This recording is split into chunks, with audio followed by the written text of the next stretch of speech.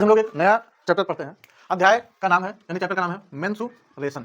ठीक, मेंसुरेशन या इसी को क्षेत्रमिति, ठीक है, क्षेत्रमिति के अंतर्गत भी इसको हम लोग पढ़ते हैं। अब मेंसुरेशन यानी इसमें हम लोग पढ़ेंगे क्या क्या, तो इस चैप्टर में हम लोग पढ़ेंगे क्या क्या। सबसे पहले जैसे दो तरह की इसमें आकृतियां पढ़ी जाती हैं। एक तो द्विविमी पढ़ी जाती हैं, द्विविमी, और एक पढ़ी जाती है द्विविमी जिनको हम लोग 2D आकृतियां बोलते हैं। ठीक, और एक आकृतियां पढ़ी जाती हैं इसी में त्रिविमी। ठीक, त्रिविमी यानी जिनको हम लोग 3D आकृतियां कहते हैं। अब द्विविमीय आकृतियां कौन सी होती हैं, तो अगर द्विविमीय आकृतियों की बात की जाए तो जैसा कि नाम से स्पष्ट है द्विविमीय। ठीक, द्वि मतलब दो और विमीय जिनमें दो विमाएं हों। ठीक, जिनमें कितनी विमाएं हों, द्विविमीय आकृति का मतलब जिनमें दो विमाएं हों। अब दो विमाएं कौन कौन सी हों, तो दो विमाएं वो कोई भी हो सकती हैं। ठीक, दो विमाएं वो कोई भी हो सकती हैं। विमाएं कुल तीन मानी जहां पे जाएंगी। तीन में से जैसे एक हो जाती है लंबाई, ठीक, लंबाई, दूसरी चौड़ाई और तीसरी ऊंचाई। ठीक, जो ऊंचाई है तो अगर वस्तु ऊपर की ओर है तो इसका संबंध ऊंचाई से लिया जाएगा, और यदि जमीन के अंदर जैसे कुआं है तो फिर ऐसी स्थिति में इसका जो संबंध लिया जाएगा वो गहराई से लिया जाएगा। ठीक, लंबाई चौड़ाई, ठीक, और ऊंचाई या फिर गहराई। अब तो यहां पर हमने कहा द्विविमीय जो आकृतियां होती है उनमें दो विमाएं होती हैं, यानी वो आकृतियां दो विमाओं से मिलकर, जो आकृतियां दो विमाओं से मिलकर बने वो 2D आकृतियां या दो विमीय आकृतियां कहलाती हैं। अब इनमें होती कौन कौन सी है, जैसे सबसे छोटी पहले जो शुरुआत होती है ये क्या है, वर्ग। वर्ग, ठीक, वर्ग में दो भुजाएं, एक तो ये लंबाई हो गई, दूसरी चौड़ाई। ठीक, लंबाई और चौड़ाई दो विमाएं हैं, सिर्फ लंबाई है और दूसरी चौड़ाई है, तो ये कैसी आकृति है, दो विमीय है। इसके अलावा एक ये बना दी हमने आकृति, ये कहलाता है हमारा क्या, आयत।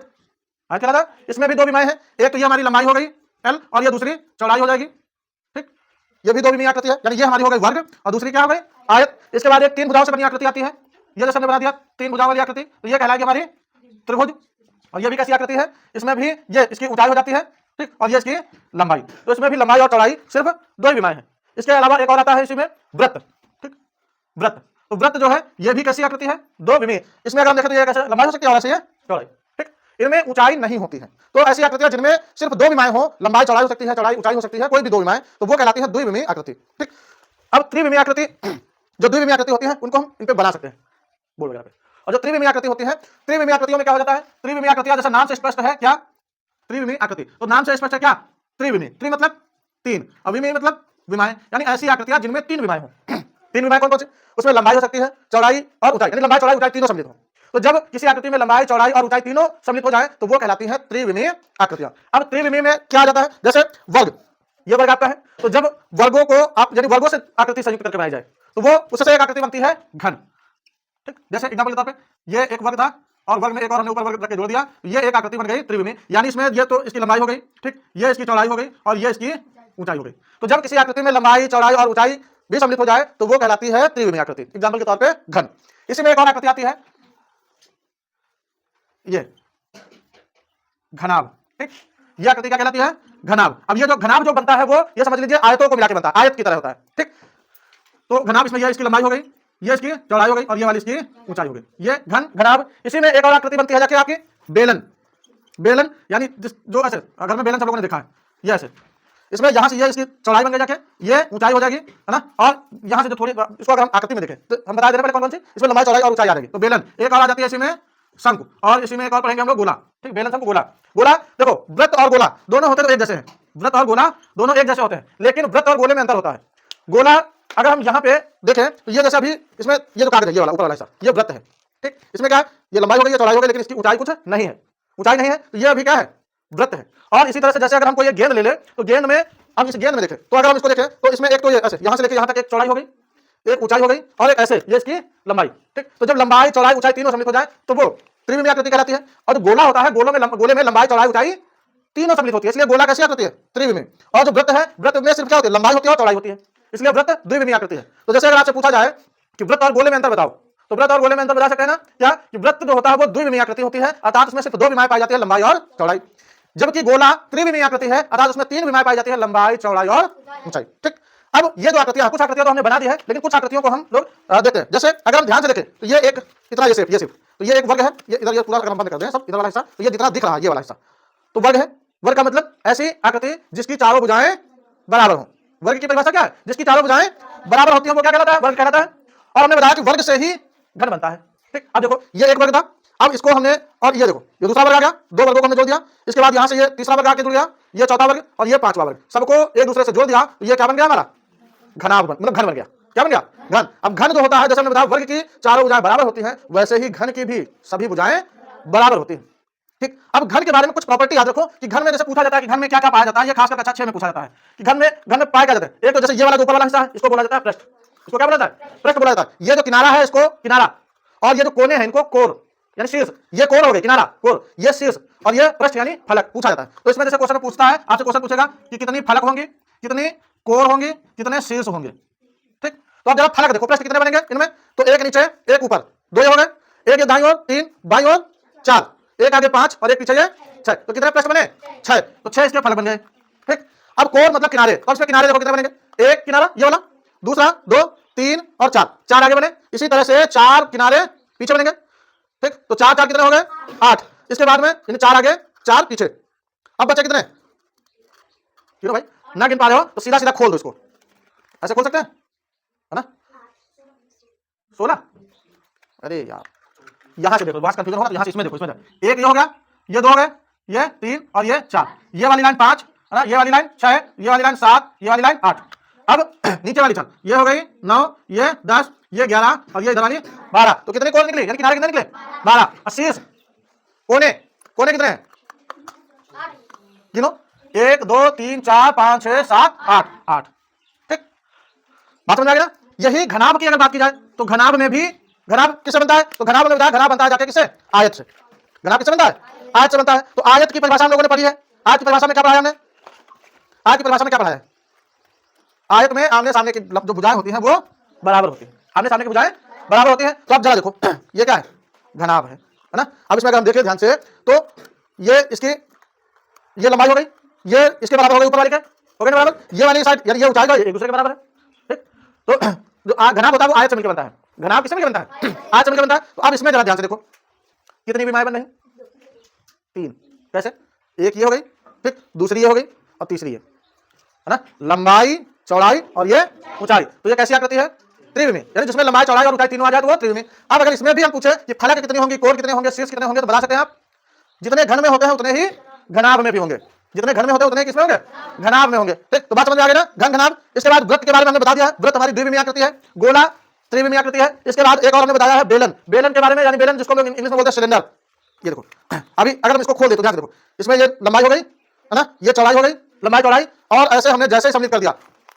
अब यहां से देख लो, ये लंबाई, ये ऐसे कर लो, एक लंबाई हो गई, दूसरी है चौड़ाई, ऐसे लंबाई ऐसे चौड़ाई, और ये ऊंचाई काम करेगी। ठीक। अब इसमें लंबाई चौड़ाई और ऊंचाई। अब इसमें अगर देखें वृत्त, इसमें ये किससे किससे मिलकर बना, 2 वृत्त लगे, 2 वृत्त लगे है ना, और एक आयत, आयत से मिलकर बन सकता है, और इसको हम वर्ग से भी बना सकते हैं। आयत, 2 आयत और यानी 2 वृत्त और एक वर्ग आयत होना चाहिए, उनको मिला के यानी प्रश्न अगर मोड़ दिया जाए तो बन जाएगा हमारा क्या, सिलेंडर। ठीक। अब इसमें कक्षा 6 में इसमें प्रश्न पूछा जाता है क्या, पहला तो प्रश्न इसमें जो कक्षा 6 में आपको मिलेगा वो ये कि जैसे घन दे रखा है तो ये पूछा जाता है घन के आकार की वस्तुएं बताइए। घन क्वेश्चन होगा निम्नलिखित में से घन के आकार की वस्तुएं, तो घन के आकार की आपको वस्तुएं जोड़नी होंगी। जैसे घन के आकार की कुछ वस्तुओं के नाम बताओ। जैसे सबसे पहले हमने बताया पासा है ना, पासा देखा सब लोगों ने, जिसमें लंबाई चौड़ाई और ऊंचाई तीनों बराबर हो, वो है ना, लंबाई चौड़ाई ऊंचाई। पासा में, पासा जब लोग कहते हैं तो वो होता है ये दिख रहा है पासा, अरे जिसमें गिनती लिखी होती है, किसी में बिंदी बनी होती है, जो लूडो जिसको बोलते हैं, लूडो है ना, तो वो हो गया जाके एक घन के आकार का। और घन के आकार की वस्तुएं बताओ जिसमें लंबाई चौड़ाई तीनों ऊंचाई बराबर हो, क्यूब, हाँ वो उसी को घन बुलाता है, क्यूब इंग्लिश में है। और दौड़ा दिमाग जल्दी से, घन के आकार की वस्तुएं। अच्छा घन लिखा, एक हमने और लिख लिया घनाभ, घनाभ के आकार की वस्तुएं बताओ, घन के आकार की वस्तुएं बताओ। और गोल भी, यानी गोले के आकार की। हाँ घनाभ जो होगा जैसे हमारी किताब होती है, किताब में लंबाई चौड़ाई और साथ में कुछ जो मोटाई होती है भाई उसकी ऊंचाई हो जाएगी। और गेंद तो गोले में आ जाएगा, यानी गेंद है ना, गेंद। और कड़ा मतलब कंगन, नहीं कंगन वृत्त का होगा, कंगन जो मानेंगे उसको वृत्त में मानेंगे, पूरा गोल नहीं होता है, वो 2D, उसमें लंबाई चौड़ाई ऊंचाई नहीं होती है। ग्लोब तुम्हारा रखा हुआ है, गोला में देखे तो ग्लोब। हाँ? और अच्छा घनाभ में माचिस कैसी होती है, लंबाई चौड़ाई और उसमें कुछ ऊंचाई होती है, माचिस। और हाँ शार्पनर यानी कटर भी हो जाएगी, पेंसिल छीलने वाली, रबर भी हो जाएगी। हाँ और ना बहुत सारे, आप अगर दिमाग दौड़ाएंगे तो बहुत सारे इसके एग्जांपल मिलेंगे। घन का नहीं बताया कोई, गणित वाली किट में कुछ ब्लॉक देखा होगा तो ब्लॉक जो मिलते हैं आपको वो भी घन के आकार के ही है ना। तो इस तरह से घन के आकार की वस्तुएं बहुत सारी आपको मिलेंगी, अगर घर में देखेंगे बहुत सारी वस्तुएं मिलेंगी। इसमें नहीं मेज नहीं होगा, ये मेज आयताकार हो जाती है। अच्छा इसमें अब तो ये तो पहला क्वेश्चन था कि आपसे आकार की वस्तुएं पूछ सकता है। ठीक, आपसे आकार की वस्तुएं, अच्छा क्यूब वो बता रहे थे खेलने वाला ना, हाँ वो भी घन के आकार का ही होता है। अच्छा ये तो था आकार की वस्तुएं। इसके बाद आपसे क्वेश्चन और क्या पूछा जाता है, ये क्वेश्चन पूछते हैं